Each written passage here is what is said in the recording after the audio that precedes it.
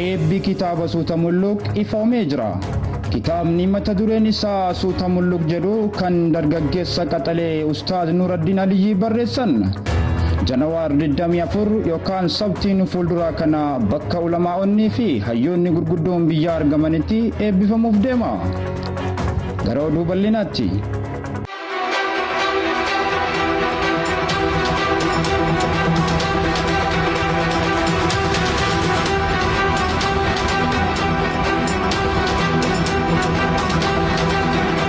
Dargaggoon cimaan uummanni musliimaa yeroo ammaa qabu Ustaaz Nuuraddiin Aliyyii barsiisaan dhaloota kitaaba mata dureen isaa Suuta Mulluq jedhu barreessan. Dargaggoon cimaan uummanni musliimaa yeroo ammaa qabu Ustaaz Nuuraddiin Aliyyii barsiisaa dhaloota ol guddataa fi nama barnoota akaadaamii fi amantii irraa hubannoo jabaa qabu yommuu ta'u, kitaaba haaraa Suuta Mulluq jedhu hawaasaaf gumaachuu irratti argaman. Kitaabni kun yeroo gabaabaa keessatti xumuramee uummata bal'aaf dhiyaachaa akka jiru ibsaa jira. Ustaaz Nuuraddiin Aliyyii kitaaba kana keessatti haala jireenya hawaasaa, ilaalcha dhuunfaa, amantii fi akkamitti akka namni of fooyyessuu danda'u irratti xiyyeeffate.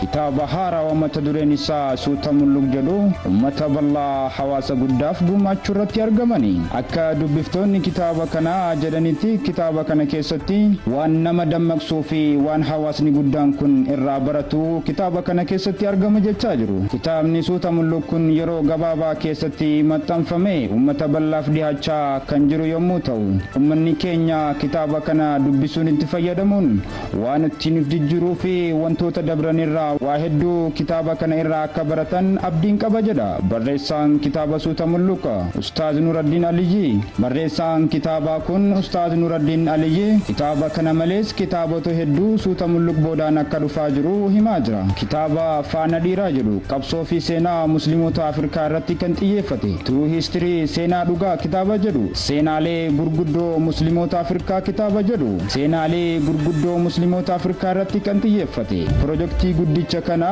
Suuta Mulluq boodatti aansee akka fidaa jiru Aalam Miidiyaaf gabaasa kennee jira. Maarree sagantaan eebba kitaaba Suuta Mulluq kun majmu'aa gamtaa sadii, gamtaa caayaa imaanaa, wirtuu seenaa fi rawdatul jannaa irratti toora aappii irratti guyyaa sabtii ollee galgala ni eebbifama jedhamee jira. Guyyaan sagantaa eebbaa Shaabaana 5 barkum takkaaf 447 Janawaar 24 barkum 2026 walharkaan teenyaa toora aappii mootiin isiniin jedha Ustaaz Nuuraddiin Aliyyii.